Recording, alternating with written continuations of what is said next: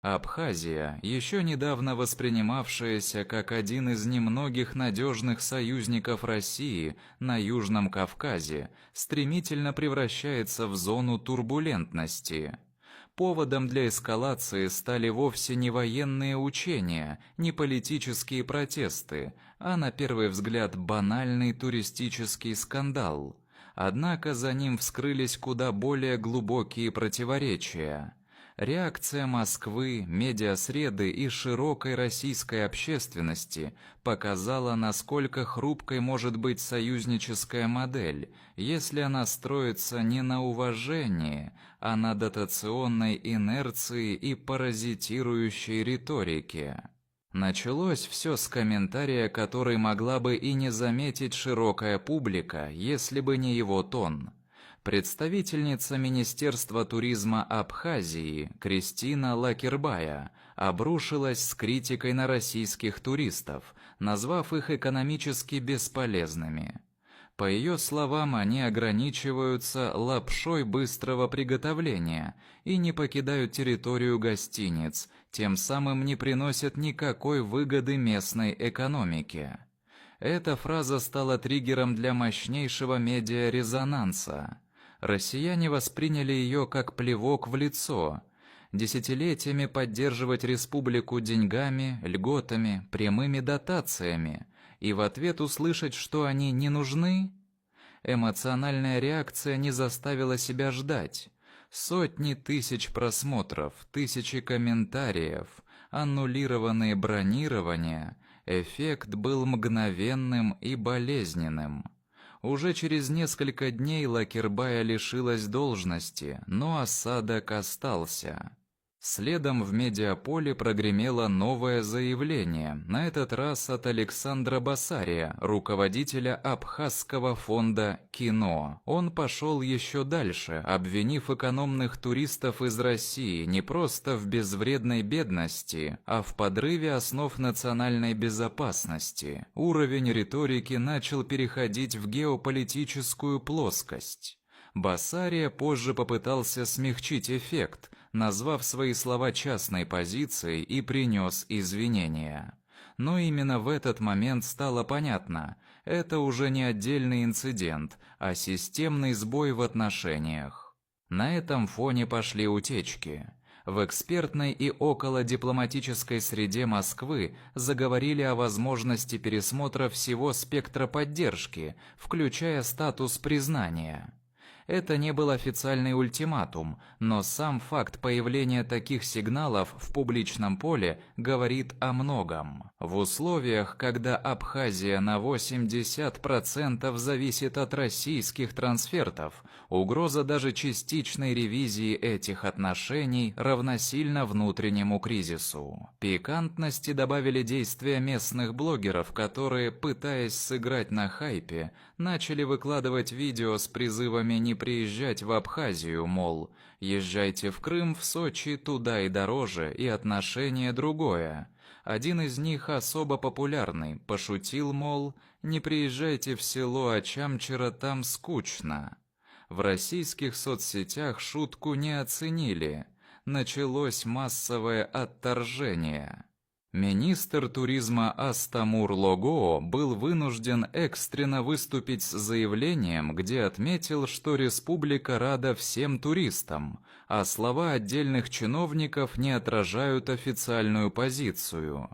Но, как показывает современная медиареальность, эффект от сказанного уже нельзя стереть. Отмена туров, возврат денег, тысячи отзывов в соцсетях. И это все на фоне сокращающегося потока наличности в локальную экономику. Гостиничный бизнес фактически парализован. Рестораны и рынки недополучают выручку. Власти в панике, а российская сторона лишь наблюдает. Теперь счет идет на недели, если не на дни. Россияне прямо говорят, Абхазия не единственный выбор, отдых в Сочи, в Дагестане, в Крыму везде проще, спокойнее и безопаснее. В комментариях под YouTube-роликами десятки тысяч сообщений. Михаил.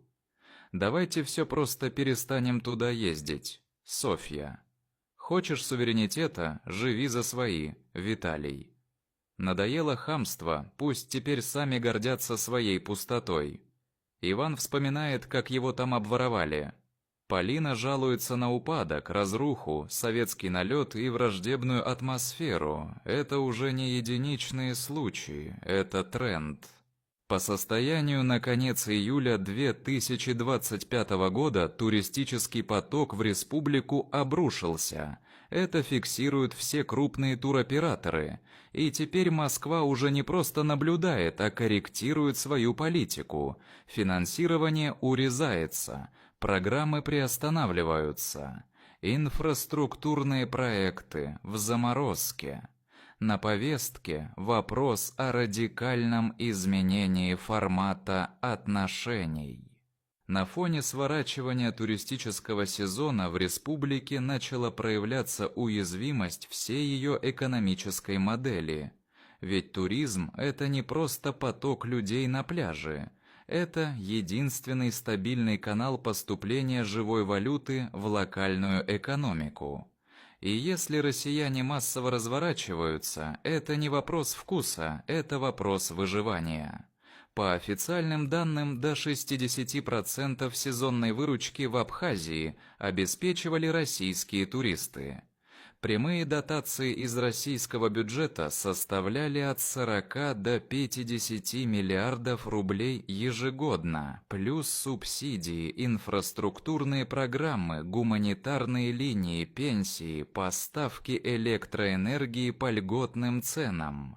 Теперь это все начинает трещать, причем трещит не только кошелек, ломается сам фундамент двусторонних отношений. В республике начали звучать антироссийские лозунги под видом поиска собственного пути.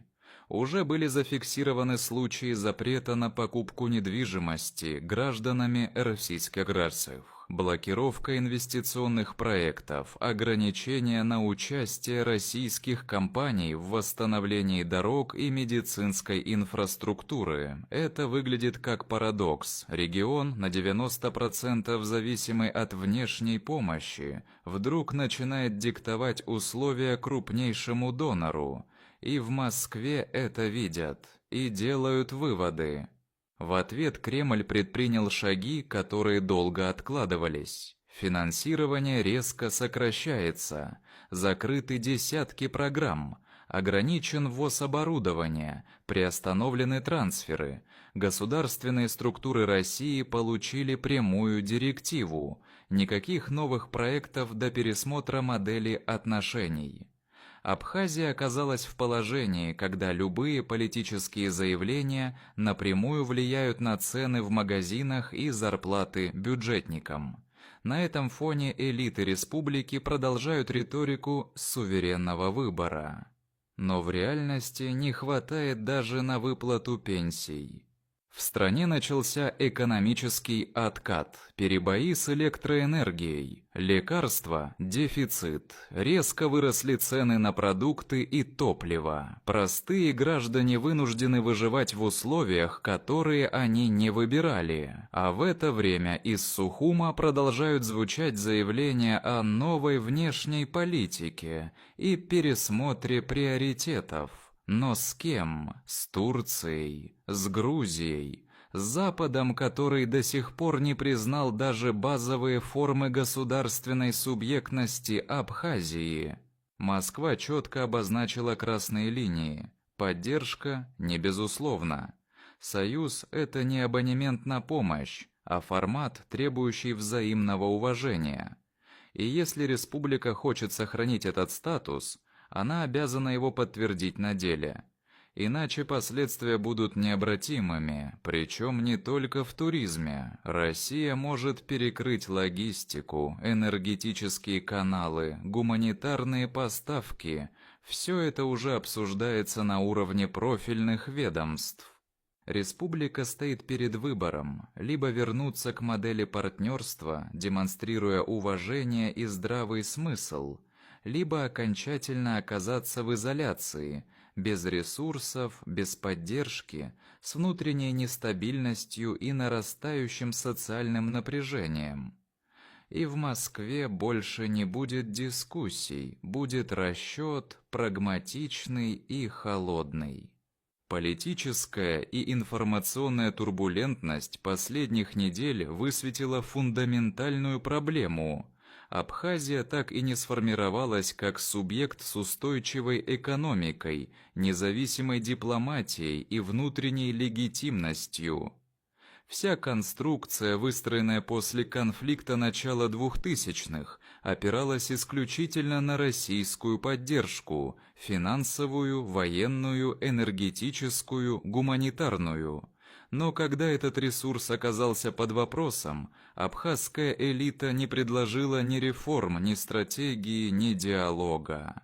Вместо этого серия недружественных заявлений, риторика ультиматумов и демонстративное дистанцирование от Москвы. Это не самостоятельность, это политическое легкомыслие. Именно поэтому сегодня реакция России жесткая и прагматичная. Москва не собирается больше спонсировать партнеров, которые не ведут себя как союзники. Отныне каждый рубль помощи, каждый киловатт электроэнергии, каждый гуманитарный транш под отчет и с условиями. В абхазском истеблишменте это воспринимают как давление, но в Москве это называют новой реальностью. Союзы работают, когда есть уважение и интересы. Когда вместо интересов эмоциональные выпады и шантаж, союз превращается в обузу. Россия четко заявила: никаких преференций без встречных шагов. Туризм, инвестиции, дотации, военное присутствие, банковская поддержка, помощь в логистике и поставках – все это не будет продолжено автоматически. Абхазия больше не на особом положении. И этот сигнал услышали не только в Сухуме, услышали и в других постсоветских регионах, где политические элиты привыкли играть на двойных курсах, брать ресурсы у Москвы и одновременно подыгрывать ее противникам. Этот период закрыт. Особенно важный момент восприятия россиян. Волна негодования в соцсетях, YouTube, Telegram, TikTok – это не вспышка, а устойчивая динамика.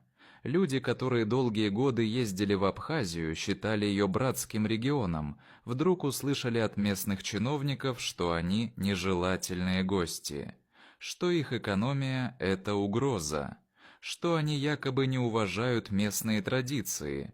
Все это на фоне многолетнего финансирования со стороны России. Возмущение объяснимо. И если в Сухуме не хотят его видеть, это уже не недоразумение, а сознательная политика.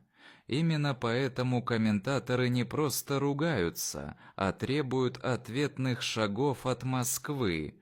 И Москва эти шаги делает. Официальная реакция сводится к следующему. Прекращение автоматических финансовых переводов, заморозка новых проектов, прекращение субсидирования поставок электроэнергии. Формально ничего страшного, по факту это экономический удар. И если абхазская сторона не пересмотрит риторику и политику, удар станет системным. Москва может и дальше демонстрировать твердость.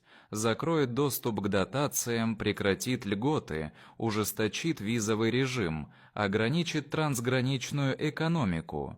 Все это обсуждается. Ключевой тезис, который теперь формирует новую линию поведения Кремля – Россия больше не будет терпеть неблагодарность. Политика построена на расчете, уважении, ответственности. Если партнер ведет себя как популист, если пытается заигрывать с внешними игроками, использовать антироссийскую риторику, он будет исключен из системы преференций. Это касается не только Абхазии. Это касается всей периферии, всех регионов, которые десятилетиями воспринимали Россию как донора без условий. Теперь это в прошлом. Абхазия – лишь первый кейс. Внутренние оценки в России уже фиксируют: республика – зона риска. Слабая управляемость, высокая коррупция. Зависимость от теневых структур, отсутствие реформ, враждебная риторика – все это признается угрозой. Поэтому сценарий пересмотра отношений не угроза, а действующая политика. И если Сухум не пересмотрит курс, будет изолирован. Не по линии признания, а по линии ресурсов. А это гораздо серьезнее. Прямая угроза текущей модели отношений заключается в том, что Абхазия утратила ключевой актив – доверие. Не декларативное, а операционное. Тот невидимый, но ощутимый кредит, который Москва десятилетиями предоставляла республике, закрывая глаза на коррупцию, на неэффективность, на бесконечную смену элит, на популизм, на экономический хаос. Но когда этот хаос начал подкрепляться еще и публичными оскорблениями в адрес российских граждан, граница была пересечена. И теперь никакие извинения от уволенных чиновников, никакие личные мнения уже не играют роли. Прецедент создан, репутационный барьер разрушен. Раньше, когда в Кремле слышали о временных трудностях в республике, реагировали дотациями. Теперь прекращением поддержки. Причем не на словах, а в цифрах. По открытым данным, уже в июле 2025 года было заморожено более 2,3 миллиарда рублей, запланированных на инфраструктурные проекты. Речь шла о строительстве 2 школ, больничного комплекса и ремонтных работах на гидроэлектростанции. Все приостановлено. Формальная причина – необходимость перепроверки приоритетов.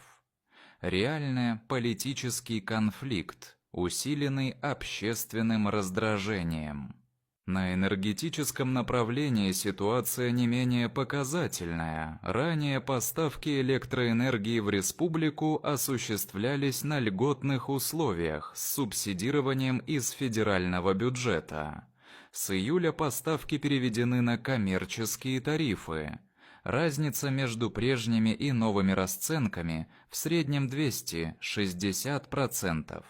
Для абхазской экономики это удар по всему коммунальному сектору. В городах фиксируются перебои, зафиксированы случаи ограничения подачи электроэнергии частным предприятиям. Реакция властей – молчание. Но по факту начинается энергетический шок, который неизбежно перерастет в социальный. На этом фоне все более настороженной становится и военная составляющая.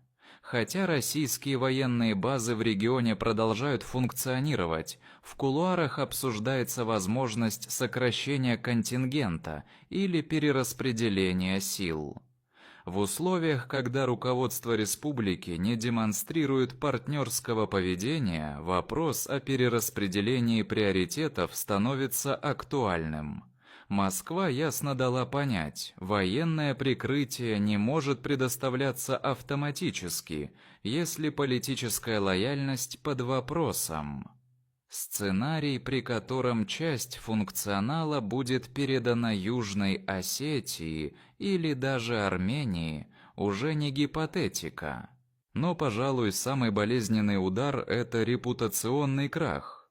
То, как российская общественность, от простых туристов до политологов и депутатов, оценила поведение абхазской стороны, говорит о глубоком сломе.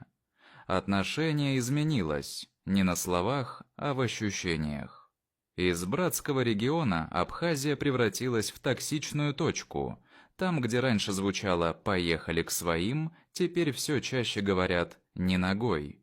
Этот сдвиг в массовом восприятии мощнее санкций и дотационных блокировок. Потому что это социальный крах доверия. А оно, как известно, восстанавливается не месяцами, а поколениями. Именно поэтому нынешний кризис не эпизод, а перелом, точка невозврата. Система отношений изменилась. Москва отныне будет строить отношения только с теми, кто способен не только брать, но и отвечать. Не только просить, но и уважать. Любые попытки выстроить политику по принципу «дайте денег, но не лезьте» больше не работают. В этом смысле кейс Абхазии – урок для всех. От Киргизии до Сербии, от Тирасполя до Еревана. Кто не понял, рискует оказаться следующим.